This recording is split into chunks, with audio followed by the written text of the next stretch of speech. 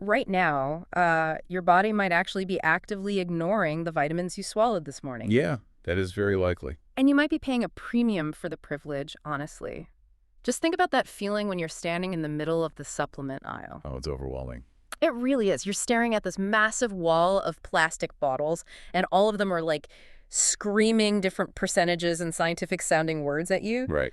One bottle promises 1,000% daily value, another boasts maximum absorption, and it just feels like you need a PhD in biochemistry to buy a basic daily multivitamin. It's an incredibly noisy environment. The marketing is deliberately loud. Yeah. And it often obscures the actual science of what your body requires. Yeah. Which makes it incredibly difficult to navigate as a consumer. Totally. So our mission today for this deep dive isn't just to review some basic nutrition facts.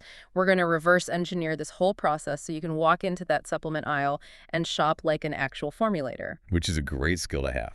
Right. We got our hands on a really comprehensive source document that was originally designed for product developers. It's called Get Vitamins, a comprehensive guide to sources, supplements, and safety. It's a fantastic text. It is. And we're going to use this insider guide to help you decode those confusing labels, understand the actual mechanisms of how your cells use different chemical forms, and figure out how to safely fill your nutritional gaps. Because the foundational takeaway from this entire formulation guide, the lens through which developers are actually taught to look at nutrition, is the golden rule, which is food first. Right, food first. Exactly. Vitamins are biologically essential, obviously, but supplementation is a targeted tool.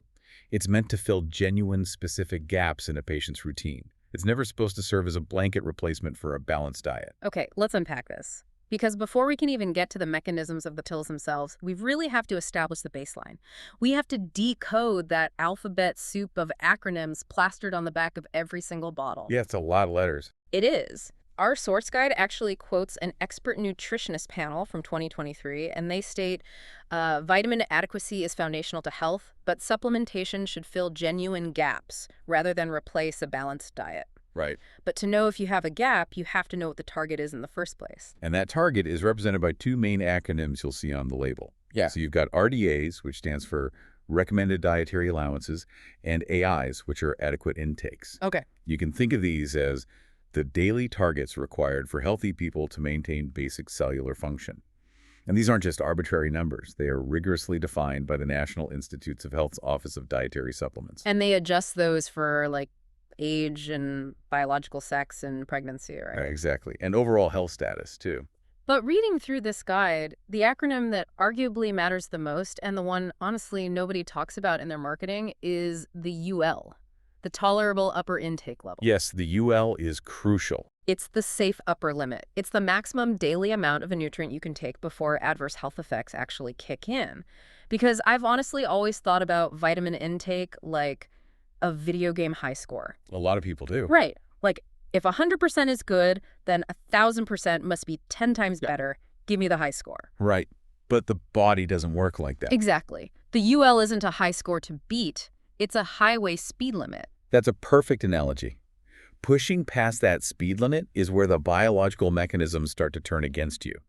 And the danger of breaking that limit heavily depends on whether the vitamin is water-soluble or fat-soluble. Because your body processes them differently. Completely different metabolic pathways, yeah. So to visualize this for you guys, water-soluble vitamins like vitamin C and the B-complex family are basically like a running sink. Right. Your body uses the water it needs right then, and whatever overflows just goes safely down the drain. That's the mechanism, yes.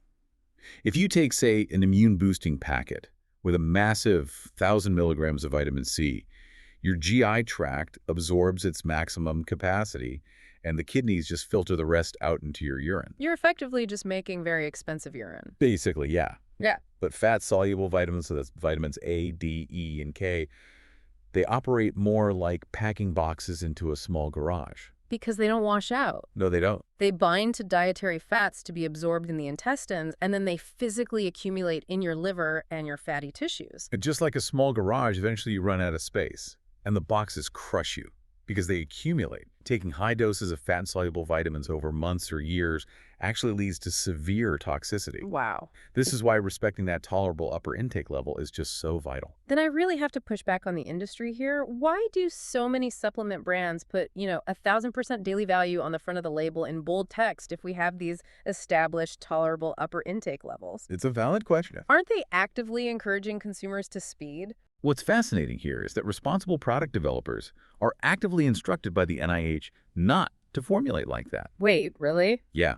The guide directs them to aim for amounts that help consumers reach baseline sufficiency without approaching the UL, specifically to protect public safety. Oh, I see. So when you see a bottle pushing massive megadoses, you're usually looking at a brand prioritizing marketing shock value over evidence-based safety. The only real exception is a specific medical formulation prescribed by a doctor for a diagnosed severe deficiency. Okay, so keeping your car under the speed limit only matters if the car actually runs. Knowing the safe dosage on the label means absolutely nothing if your body can't process the pill once you swallow it. Right, exactly. Which takes us out of the marketing department and into the actual science of bioavailability. And bioavailability is the single most important concept in supplementation. It is the measure of how much of a nutrient actually survives digestion, makes it into your bloodstream, and is actively recognized by your cellular receptors.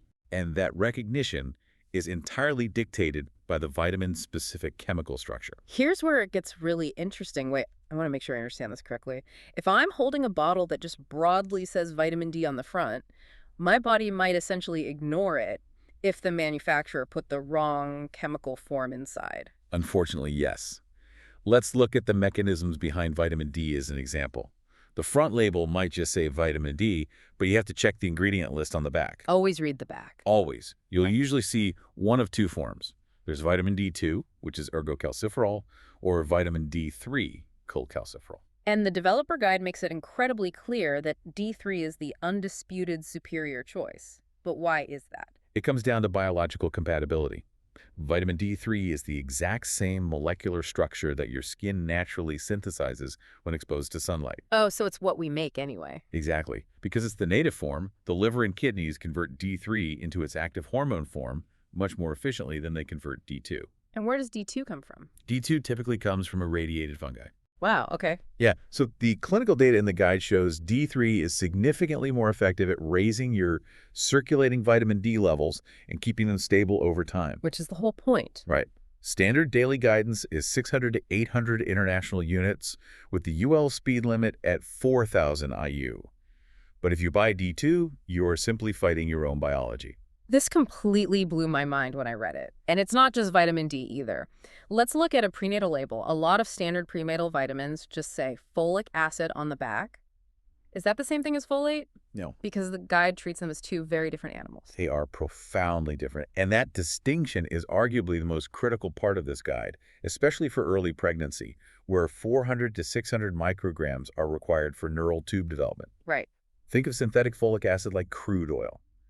Your body has to run it through a complex metabolic refinery, specifically an enzyme called MTHFR, before it becomes usable fuel for your cells. But the guide points out a massive biological bottleneck here. Up to 40% of the population has a variation in that specific MTHFR gene. Yes. Meaning their metabolic refinery is essentially broken. Which leads to a really dangerous scenario. Someone with that gene variation could dutifully take their synthetic folic acid supplement every single day, assuming they are protected. Because they're doing what they're told. Exactly. But because their body can't convert that crude oil, they remain fundamentally deficient at a cellular level. The unmetabolized folic acid just builds up in the blood. That is terrifying. So what's the alternative then? How do formulators get around a broken refinery? They provide the pre-refined fuel. Ah. The guide highlights the bioactive form of folate called 5-MTHF or L-methylfolate. This form completely bypasses that genetic bottleneck. It is already active and immediately usable by every cell in the body, regardless of your genetics. This form matters dynamic pops up with B12 and vitamin K2. The guide notes that vitamin K2 stays circulating in the bloodstream much longer than K1. Which is huge. Right, because it allows it to better direct calcium into the bones rather than letting it calcify the arteries. And with B12, there's cyanocobalamin, which is the cheap form found everywhere, and then there's methylcobalamin. The B12 distinction is fascinating. Cyanocobalamin is synthetic, and the cyano part means it actually contains a microscopic cyanide molecule. Wait, cyanide? Like the poison? Yes, but to be clear, it's in such a minuscule amount that it's not toxic. Okay, phew. However, your body still has to expend biological energy to cleave that cyanide molecule off and clear it from your system before it can even use the B12. That seems so counterproductive. It is. Methylcobalamin, on the other hand, comes with a methyl group attached, and the central nervous system actively uses those methyl groups to build and maintain the myelin sheath, the protective coating around your nerves. If we connect this to the bigger picture, it suddenly explains the massive price discrepancy in the supplement aisle. Oh, absolutely. A product developer has a choice to make. Do they use the cheap synthetic folic acid and cyanocobalamin to keep the retail price at $9.99? Or do they formulate with 5-MTHF and methylcobalamin because they prioritize absorption even if it pushes the retail price to $35? Exactly. You aren't just paying for the brand name, you are paying for the chemical key that actually unlocks the cell. It completely reframes how you look at value. A cheap supplement that your body can't absorb is ultimately the most expensive supplement you can buy. That's a great way to put it. But we also have to remember, we aren't just getting these nutrients from pills. We really need to talk about how public health experts are actively sneaking vitamins into our food supply without most of us even realizing it. The strategy of food fortification is one of the great triumphs of modern public health, honestly. It's essentially an invisible public health safety net actively woven into the flour and salt at the grocery store. It catches people before they fall into severe deficiency. I mean, iodized salt practically wiped out goiter in the early 20th century. Today, we're looking at plant-based milks fortified with vitamins A, D, and B12, or breakfast cereals sprayed with a whole spectrum of synthetic vitamins. It's an elegant solution because it targets specific vulnerabilities in the population.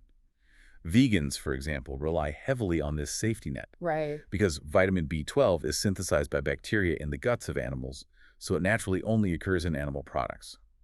Without fortified plant milks or nutritional yeast, a strict vegan diet inevitably leads to a B12 deficiency over time. Which is dangerous. Very. Or take older adults. As the digestive system ages, stomach acid decreases, making it physically harder to extract nutrients from whole foods. So fortified foods provide those nutrients in a free, easily absorbed form. And then there is vitamin D, which is entirely unique because the main source isn't food at all, it's sunlight. Yes. But the mechanism of how we get it is fascinating. The UV rays hit the skin and literally convert a type of cholesterol into pre-vitamin D. It's an incredible evolutionary adaptation. But it means vitamin D status is a really complex, delicate balance. If you live in a higher latitude, where the winter sun is too low in the sky, those specific UV rays bounce off the atmosphere. Yeah. Your natural synthesis basically drops to zero for months at a time. The guide also points out the role of melanin here. Melanin acts as a natural sunscreen. It's brilliant for protecting folate in the blood from being destroyed by UV rays. It is. But it also means that people with darker skin require significantly more sun exposure to synthesize the exact same amount of vitamin D as someone with lighter skin. Right. So for all these groups, older adults, people in northern climates, people with darker skin relying on the sun just won't cut it. That invisible safety net of fortified dairy and cereals becomes absolutely critical. It is critical, but the guide notes it operates as a double-edged sword. Widespread fortification demands incredible transparency from food companies because of our earlier conversation about the UL, the speed limits. Right. We are now dealing with compounding intake. The stacking effect. If a consumer drinks 2 glasses of fortified plant milk, eats 2 bowls of highly fortified cereal, and then casually swallows a high-dose multivitamin, they aren't just covering their bases. No, not at all. They are unwittingly breaking the speed limit, pushing into toxicity levels for fat-soluble vitamins like vitamin A. You can literally eat your way into dangerous territory by accident. Which leads us to the most overlooked danger zone in this entire developer guide, and that's the interactions. Oh, this part is wild. What happens when these biologically active compounds start interacting with each other and, more importantly, with prescription medications? So what does this all mean for the listener? I think people tend to view vitamins as entirely benign. We have this naturalistic bias because a bottle says natural or essential for life. We just assume it's basically fancy food. Yeah, that's a huge misconception. But these are highly active biological compounds altering cellular function. They act in the body just like medicine. That is the crucial mindset shift. They are active compounds. And when you introduce multiple active compounds into the same biological system, they compete. They can alter the efficacy of life-saving prescription drugs. The interaction between vitamin K and blood thinners is a terrifying example of this. It really is. Vitamin K is essential for blood clotting. But if a patient is taking an anticoagulant like warfarin, they are setting up a literal tug-of-war in their liver. The mechanism is a direct conflict. Warfarin works specifically by blocking the enzyme that recycles vitamin K, deliberately keeping the blood thin to prevent strokes. Right. If that patient decides to take a high-dose vitamin K supplement, they flood the system, overpower the medication, and actively promote the dangerous clots the drug was actually prescribed to prevent. That's incredibly dangerous. It is. Similarly, fat-soluble vitamins have a direct interaction with statins, the drugs taken to manage cholesterol. Because both utilize similar metabolic pathways, certain statins can block the absorption of those fat-soluble vitamins, inducing a deficiency. And it goes the other way, too, where a long-term medication actively depletes your vitamin stores. Yes. The guide highlights metformin, which is one of the most common medications in the world for diabetes management. Over years of use, metformin alters the calcium-dependent membranes in the gut, which literally blocks the absorption of B12 and folate. Which a lot of patients don't know. Right. If a patient isn't warned about this mechanism, they might develop severe nerve tingling or chronic fatigue, completely unaware that they're diabetic. This raises an important question. How do consumers navigate all of this safely in an industry that lacks strict oversight? Yeah, how do they? Unlike prescription drugs, which undergo years of rigorous FDA clinical trials to prove safety and efficacy before they can be sold, the supplement industry operates under a completely different framework. Because of the Dietary Supplement Health and Education Act, the FDA doesn't test supplements before they hit the market. So it's the honor system. Basically, the burden is entirely on the manufacturer, to be honest. Which is exactly why the formulation guide includes a non-negotiable shopping checklist. And we're going to give you that list right now to use the next time you're standing in that aisle. Highly recommend writing this down. Number 1, audit the chemical forms. Turn the bottle around. Look for D3 instead of D2. Look for 5-MTHF or L-methylfolate instead of folic acid. Make sure you have the key that actually fits your body's locks. Exactly. Number 2, respect the speed limit. Check the daily value percentages, ignore the mega doses, and make sure you aren't compounding massive amounts of fat-soluble vitamins. And number 3, which is the ultimate safeguard against that lack of FDA pre-market regulation, demand third-party testing. Yes, this is huge. You want to look for a specific seal on the bottle from independent organizations like USP, NSF, or Informed Choice. These seals prove that an independent chemistry lab, not the brand's marketing department, has conducted batch verification. So they actually check it. Yes, they test the capsule to guarantee that what is printed on the label is exactly what is inside, and that it isn't contaminated with heavy metals or cheap fillers. So the next time you find yourself facing that massive wall of plastic bottles, you don't have to feel overwhelmed. You're walking in with the exact same playbook as the product developers. You know that food comes first.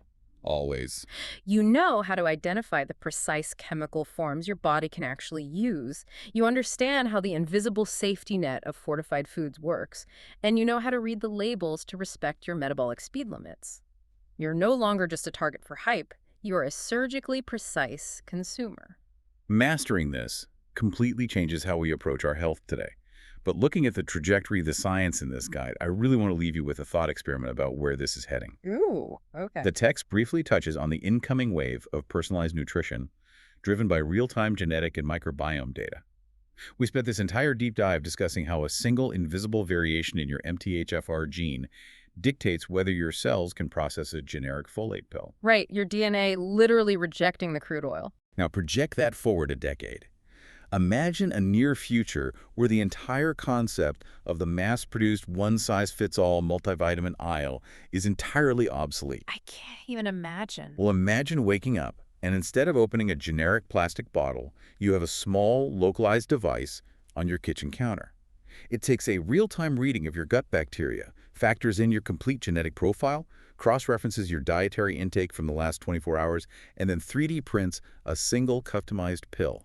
Really? Yeah, containing the exact chemical forms and precise microdosages your cells require for that specific day. That completely blurs the line between eating breakfast and taking highly personalized medicine. We are moving rapidly from a world of educated guessing in the grocery aisle to a world of absolute biological precision.